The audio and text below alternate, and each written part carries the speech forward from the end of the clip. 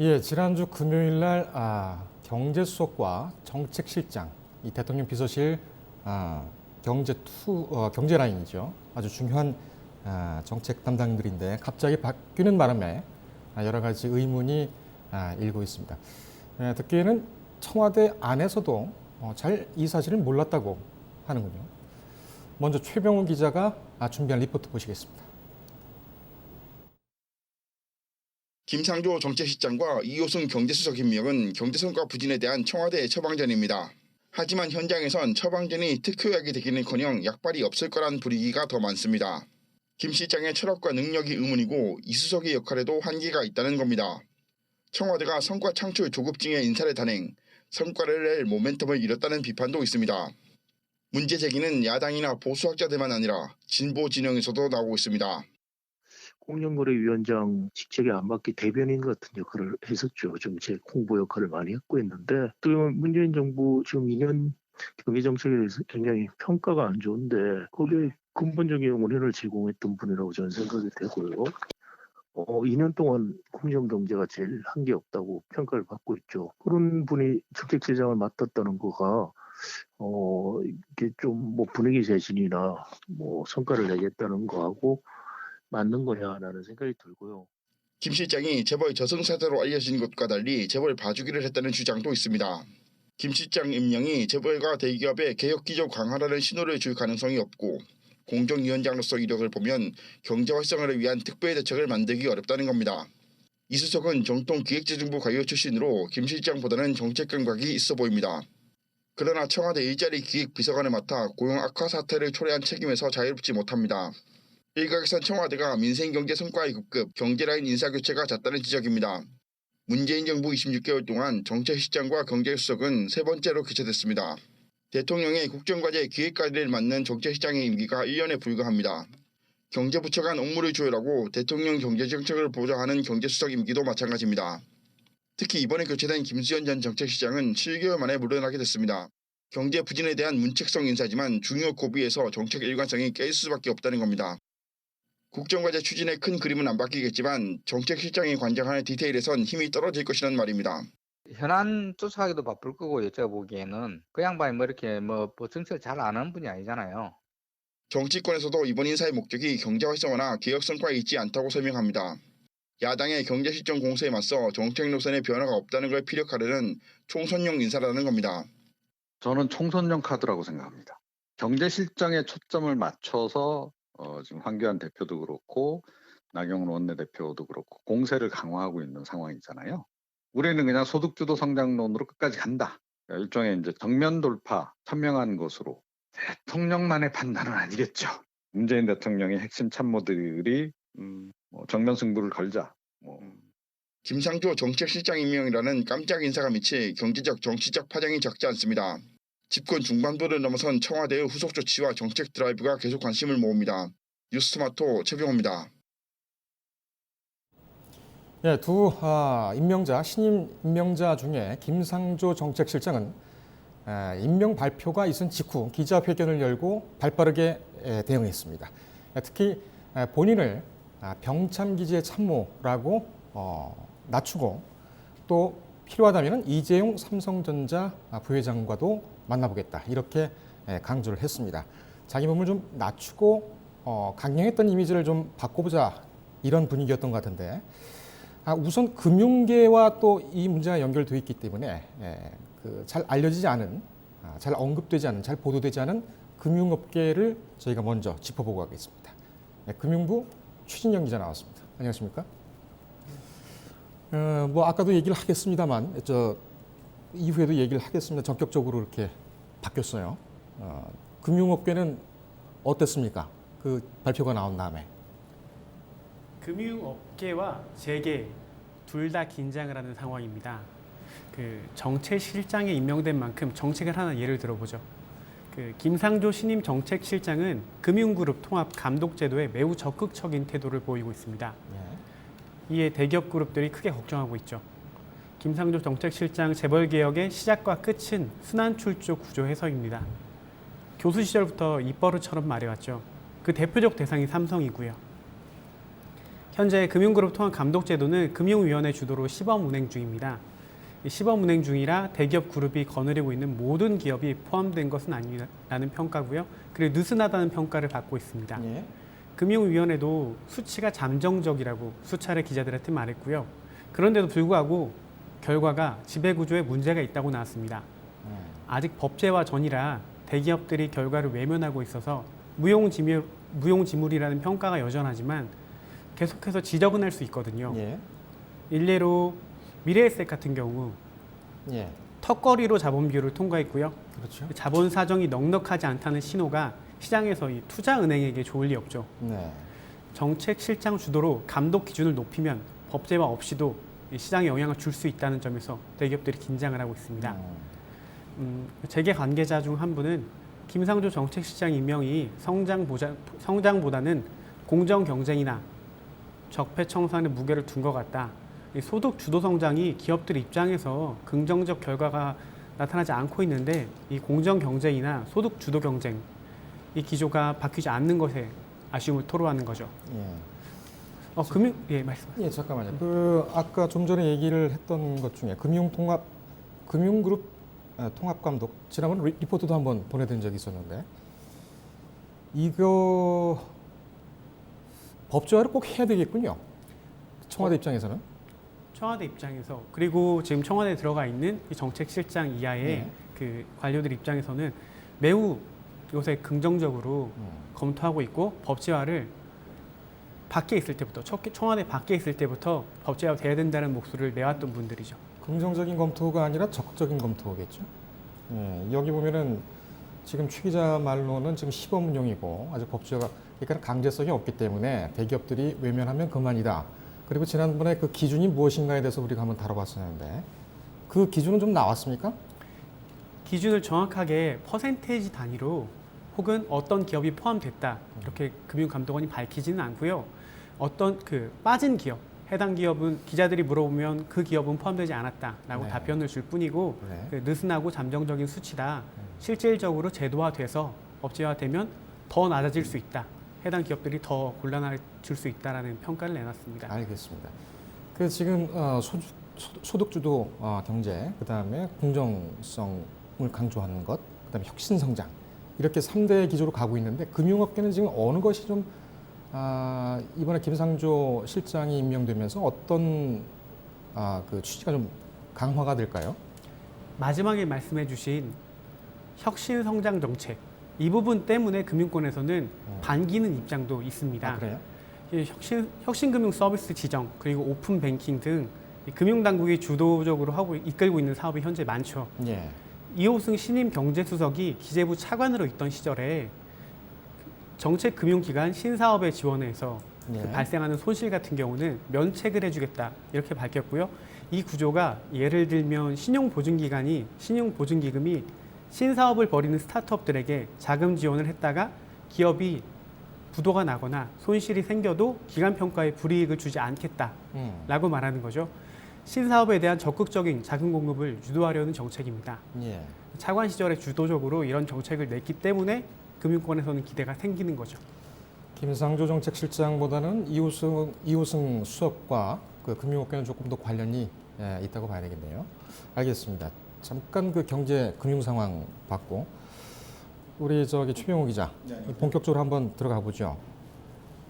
금요일 날 갑자기 발표가 됐어요. 네, 청와대에서는 몰랐다고 합니다. 네. 제가 취재한 바로는 이 어떤 배경이 있을까요? 우선 그것부터 한번 알아보죠. 네, 말씀해 주신 대로 청와대 출입 기자들도 갑자기 엠바고를 걸고 인사가 나서 깜짝 놀랐다고 얘기를 하고요.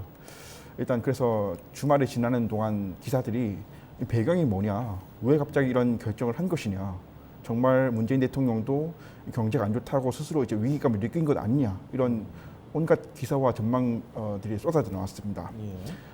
경제 성장 부진에 대한 문책성 인사다. 예. 경제 활성화를 위한 전략적 인사다. 또 총선과 야당의 대정부 공세에 대비하기 위한 총선용 정치적 인사다. 각종 분석들이 쏟아져 나왔는데요.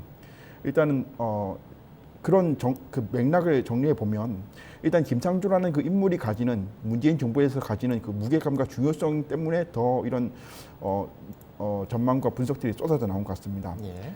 이분은 재벌개혁을 주장한 소장학자 출신이고 문재인 정부의 경제정책을 입안한 분으로 알려져 있습니다. 네.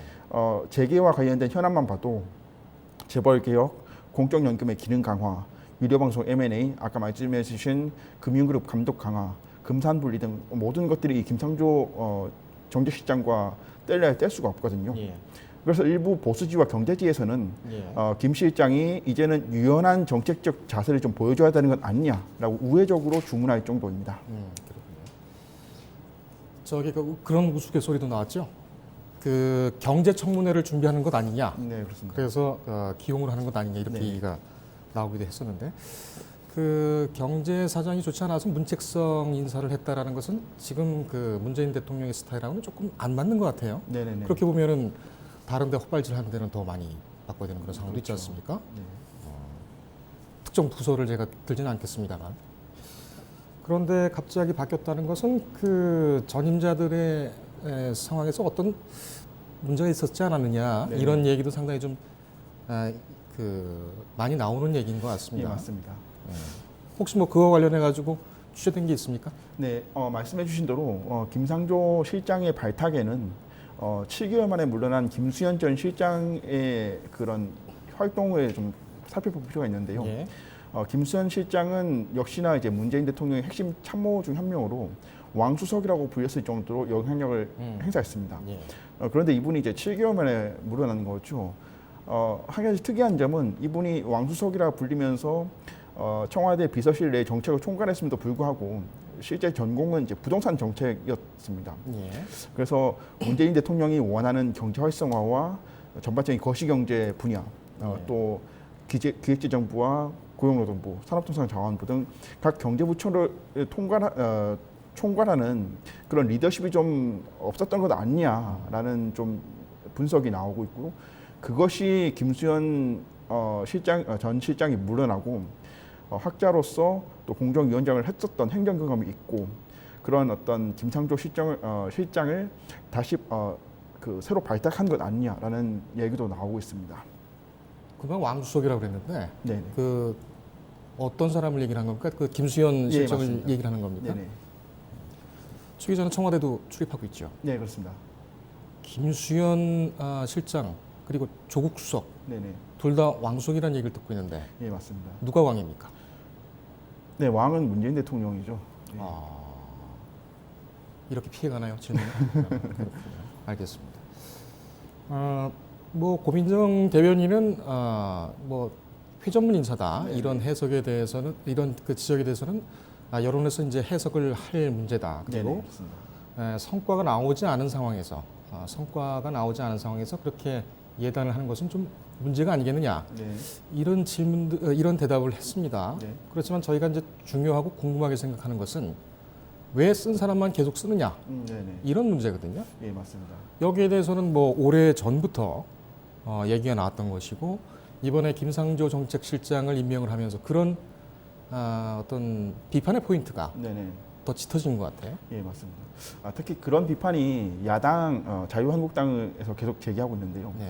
공교롭게도 김상조 정책실장의 임명의 즈음에서 같이 임명된 사람이 같이 이제 내정된 사람이 윤석열 검찰총장 후보자입니다. 보자. 예. 그래서 이 두 명의 임명이 어떤 문재인 대통령의 의중을 좀 드러내주는 것 아니냐라는 정치권의 그런 시각도 있습니다. 예. 알겠습니다. 좀 전에 조국 수석이 왕수석이냐 아니면 김수현 전 실장이 왕수석이었느냐. 네. 네, 문 대통령이 왕이라고 이제 최 기자는 얘기를 했지만 왕은 국민입니다. 그렇습니다. 네, 알겠습니다. 저희 뉴스리듬은 이 문제를 좀 더 깊이 분석하기 위해서 전문가와 전화를 연결했습니다. 먼저 이종훈 정치평론가와 얘기 나눠보겠습니다. 안녕하십니까? 네, 안녕하세요. 예, 반갑습니다. 일주일 만인 것 같네요. 네, 그러네요. 예. 지난 금요일 날 전격적인 이 경제된 발표를 보고 어떻게 생각을 하셨습니까? 예. 지금 일반적으로는 경기 부진에 따른 문책성 인사로 이제 분석을 하는데요. 제가 보기에는 좀 정치적인 이유도 좀 포함이 되어 있는 것 같다는 거고요. 지금 내년 총선을 앞두고 자유한국당을 중심으로 해서 경제 실정 프레임을 걸려고 하는 움직임이 지금 굉장히 눈에 띄게 좀 나타나고 있지 않습니까? 뭐 경제 청문회도 하자 그러고 지금 이제 공세를 강화하고 있는데 그것에 대해서 정면 돌파하겠다는 의지를 내비친 거 아니냐 이렇게 생각합니다. 자, 저희가 지금 계속 포인트를 맞추고 있는 것은 왜 김상조냐가 아니라 왜 박보느냐. 그리고 경제수석 같은 경우에는 임명된 지 한 7개월 만인데 바로 또 바뀌었습니다. 이게 지금 정계 안팎에서 돌고 있는 대폭 교체설, 그러니까는 청와대 비서실과 내각을 8월 전까지 다시 조직을 하겠다, 개선을 하겠다, 이런 얘기들과 좀 일맥상통하는 겁니까? 어떻게 보십니까? 네, 그거하고도 사실은 이제 관련이 상당히 좀 있다라고 좀 봅니다. 예. 그러니까 이 또한 이제 내년 총선과 좀 관련이 있는 것으로 봐야 하는데요. 지금 당장 이제 김수현 전 실장 같은 경우에 국토교통부 장관 투입설이 지금 나오고 있지 않습니까? 김현미 장관이 지금 이제 총선 출마를 위해서 정치권으로 복귀를 해야 한다는 거죠. 자, 그럼 누군가는 그 역할을 해줘야 되는데 마침 이제 청와대에서 나간 사람이에게 그 역할을 맡길 가능성에 대해서 좀 얘기가 나오는 겁니다. 그 이외에 지금 그 청와대 참모진 가운데 그동안에도 최근 들어서 지금 많이 이제 총선 출마를 준비하느라고 청와대를 떠났는데 8, 9월에 또 추가로 지금 청와대를 떠날 것으로 알려지는 사람들이 꽤 있습니다. 그러니까 수석급 비롯해서 뭐 비서관급까지 포함하게 되면 한 10명 이상이 지금 이제 거론이 되고 있는 상황이거든요.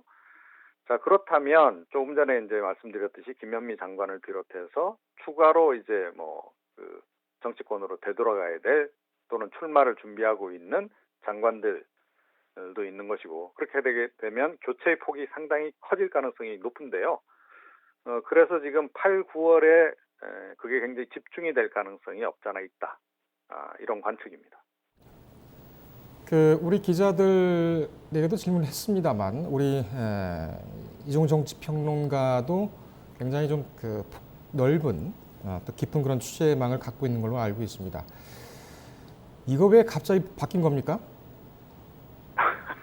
네. 다른 데서 하지 않으신 그런 진짜 얘기를 좀 듣고 싶군요. 예. 저는 그 경제청문회 대응 목적이 가장 컸다라고 저는 생각을 합니다. 예. 특히 나경원 원내대표가 경제청문회를 이제 요구하는 과정에서 김수현 실장은 꼭 나와야 된다라는 얘기를 계속 했거든요.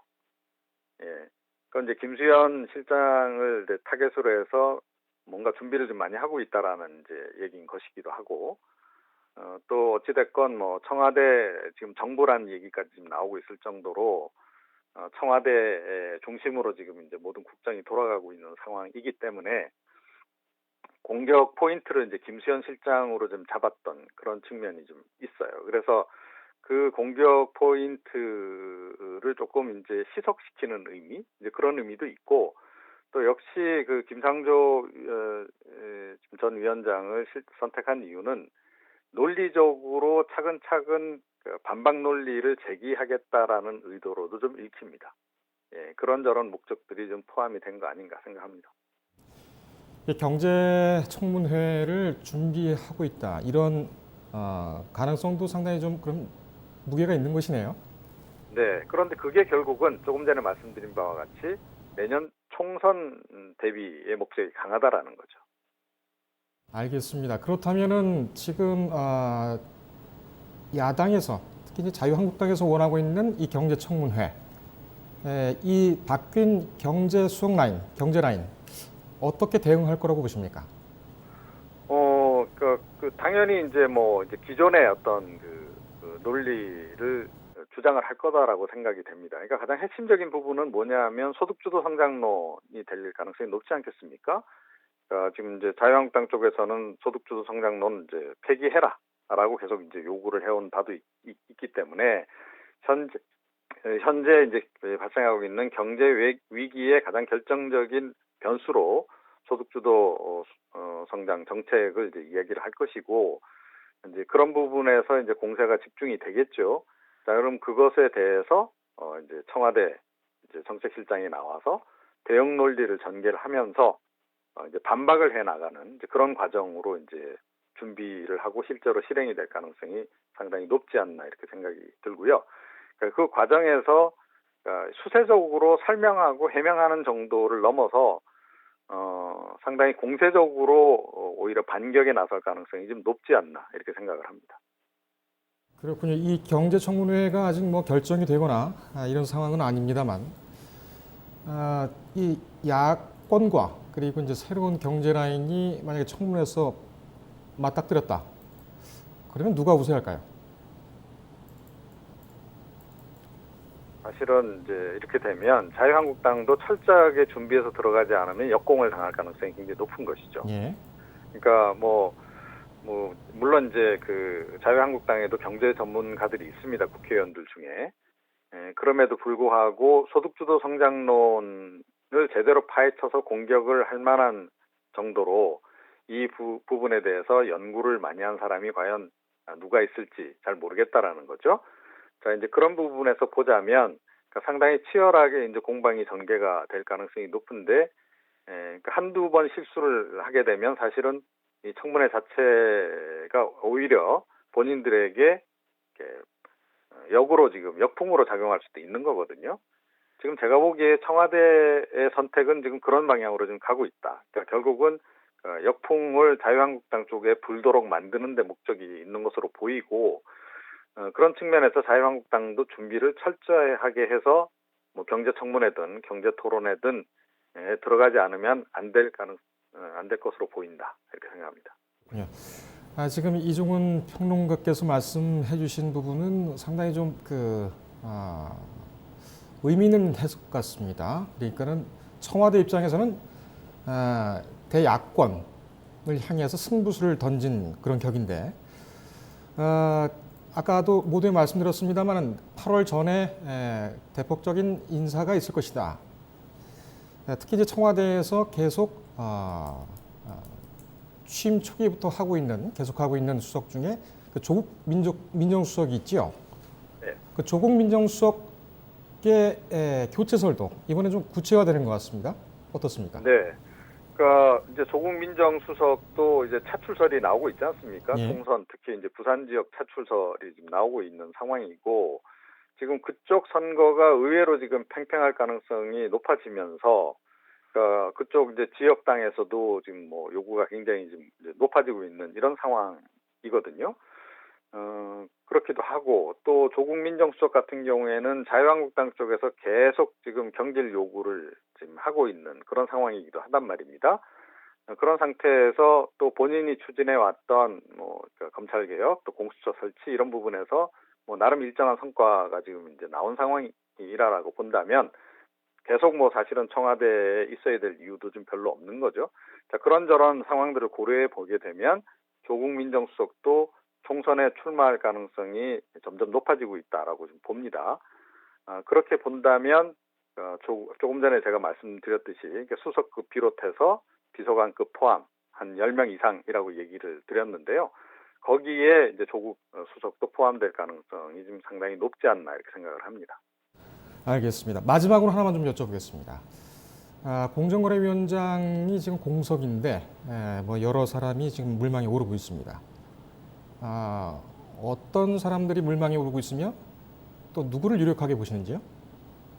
그 부분까지는 제가 사실은 지금 자세히 모르겠습니다. 알겠습니다. 예, 그런데 그 공정거래 정책 역시 큰 기조는 바뀌지 않을 것이다. 네. 라고 생각을 합니다. 이게 중요한 김상조형 인물을 찾겠죠. 네. 중요한 힌트를 주신 것 같습니다. 알겠습니다. 오늘 시간 내주셔서 깊은 분석해 주신 점 감사드립니다. 다음에 한번 또 모시겠습니다. 네. 감사합니다. 예. 다음은 경제 분야 전문가를 모셔서 또 얘기를 하겠습니다. 신정태 경제평론가 전화로 연결됐습니다. 자, 평론가님. 네, 안녕하세요. 예, 안녕하십니까. 지난 금요일 날 그 경제 라인이 교체가 됐는데 경제 쪽에서는 어떻게 총평을 하실 수가 있겠습니까? 네, 일단 지금 뭐 경제 상황이 엄중하다는 건 주지의 사실이고요. 정부가 내달 초 이제 발표할 하반기 경제 정책 방향 성장률 목표치를 2.5% 이하로 조정하는 게 지금 유력하게 얘기가 나오고 있습니다. 그렇고 1분기 마이너스 성장에 이어서 수출이 7개월 연속 뒷걸음치고 있고요. 그다음 미중 이제 무역 전쟁이 격화로 대외여건은 여전히 어렵습니다. 그런데 김상조 정책실장 카드는 사실 뜬금없습니다. 정책실장과 경제수석 자리는 전체 경제를 보는 시각과 국정 철학을 현실에서 실제 관찰할 수 있는 실무적 능력이 중요한데요. 김상조 실장은 경제학자입니다. 스승인 정운천 전 총리가 유학을 말려서 국내에서 학위를 했죠. 시민단체 활동하고 소액주주운동을 하면서 알려지기 시작했습니다. 이러한 경험은 경제정책 실무와는 아무런 관련이 없다고 저는 보고 있습니다. 김상조 실장을 평가하는 것은 직전에 공정거래위원회 수장으로서 한 일로 이제 평가를 할 수밖에 없는데요. 김 실장은 공정위원장으로서 개혁적 조치를 이거 붙이기보다는 재벌과 관료들이 수용할 수 있는 수준으로 적당히 타협한 흔적이 아주 역력합니다. 스스로 말한 어공, 어쩌다 공무원의 한계이죠. 대표적이게 공정위 심판관리관인 유선주 국장을 직위 해제한 사건인데요. 이 사건의 본질은 재벌 저력자였던 공정위 내부 부패 분자들을 김상조 위원장이 대력 보호한 건입니다. 그다음 이호섭 수석은 기존의 어떤 정책 기조에서 크게 벗어날 것 같지 않습니다. 윤정은 전 수석이 SNS에 글을 올렸더군요. 포용적 성장을 강화하기 위한 그간의 정책 노력은 지속 성장을 이루는 토대가 될 것이다. 이 방향에서 크게 벗어나는 행동 방향은 한 것 같지 않습니다. 상당히 비판적으로 보시는군요. 네? 상당히 좀 비판적으로 보시네요. 비판적으로 합니다. 네. 예, 뭐 여러 가지 해석이 있을 수가 있겠습니다만 알겠습니다. 김상조 실장이 기자회견을 열고, 그러니까 임명 발표가 된 직후에 기자회견을 열고 이런 말을 했습니다. 재계를 포함한 이해관계자와 보다 적극적으로 의견을 나눌 수 있는 기회를 가질 것이며 만나서 이야기를 듣고 협의하는 방향으로 갈 것이다. 필요하다면 이재용 삼성전자 부회장도 만나겠다. 이런 메시지를 던졌습니다. 이 안의 숨은 뜻은 뭘까요? 결국은 경제부처 장관으로 있다가 청와대로 이제 들어가지 않았습니까? 그러니까 결국은 현 문재인 대통령의 어떤 정책적인 방향과 같이 갈 수밖에 없는데요. 일단은 이재용 부회장을 언급한 걸 저는 주목하고 있습니다.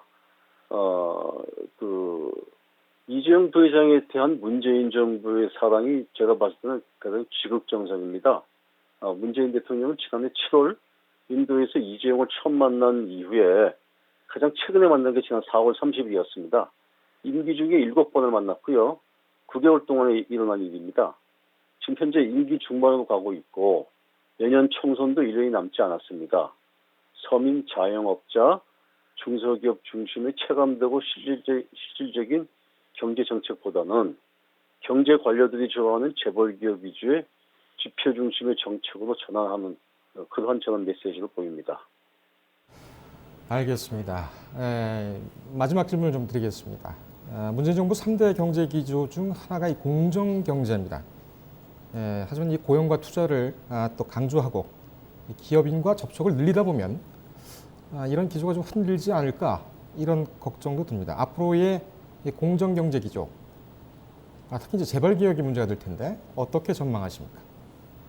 재벌기업은 물 건너갔죠. 문재인 정부 처음부터 재벌기업 의지가 저는 없었다고 봅니다. 김상조 실장은 실상은 친재벌론자입니다. 2년여 전 입각하기 전에도 이재용 부회장이 국정농단 피의자로 박영수 특검 등에 불려갈 때도 특검을 비난하는 칼럼을 기고하는데 적극적으로 삼성과 이재용을 비호합니다.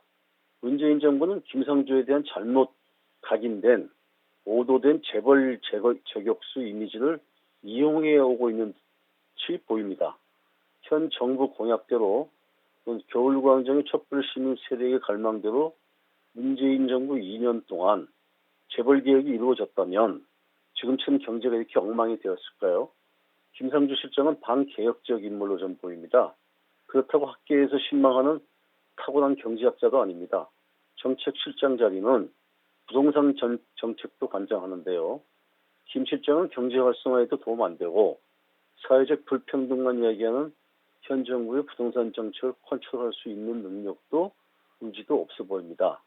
대통령이 직접 재벌 총수들을 만나는 게 정치적으로 부담스러우니까 김 실장을 경제 활성화 및 투자 또는 고용 창출 등 명분으로 재계를 컨트롤하기 위한 카드로 쓰려고 하는 것 같습니다. 한마디로 현 정부적으로 최악의 인사로 보입니다. 친재벌 인사다. 굉장히 혹평을 해주셨는데 혹시 김상조 실장과 사전에 좀 친분이 있으십니까? 어떻습니까? 전 친분이 없습니다. 예. 친분이 없고요. 이분이 이제 과거 이제 언론에 정기적인 칼럼을 이제 기고를 해오고 있거든요. 네. 그런 걸 보면 입각하기 한 2, 3년 전부터 이분은 재벌 개혁하고는 관계 없는 인물이라는 게 이번에 어떤 워딩을 통해서 다 드러나 있습니다. 드러나 있는데 이 재벌 개혁을 주장하는 정권 초기에 김상조 실장을 좀 발탁하는 걸 보고 상당히 의아하게 저는 생각을 했습니다. 맞습니다. 친재벌 성향이 있다.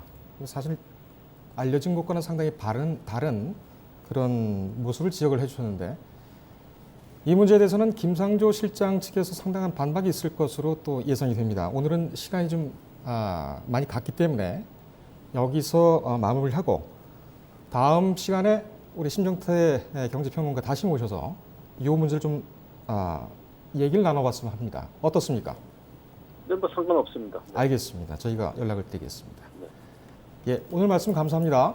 네, 고맙습니다. 심정태 경제평론가였습니다. 오늘 좀 소득이 있었어요. 경제 활성화라든지 3대 기조를 세우는 것 외에 야권을 견제하기 위한 그런 한 수였다라는 내용도 있고 뭐 여러 가지 해석이 나왔습니다만 또 8월 이전에 또 개각이나 개편설도 있고 여러 가지 좋은 얘기가 많이 나왔던 것 같습니다. 다음에는 여러분들이 좀 질문을 좀 하십시오. 저보다도 아무래도 출입들을 하니까 더 좋은 질문을 할 수가 있을 것 같습니다. 전문가들이 나오게 되면 그렇게 한번 꾸며보도록 하죠. 네. 예. 오늘 고생 많았습니다. 감사합니다.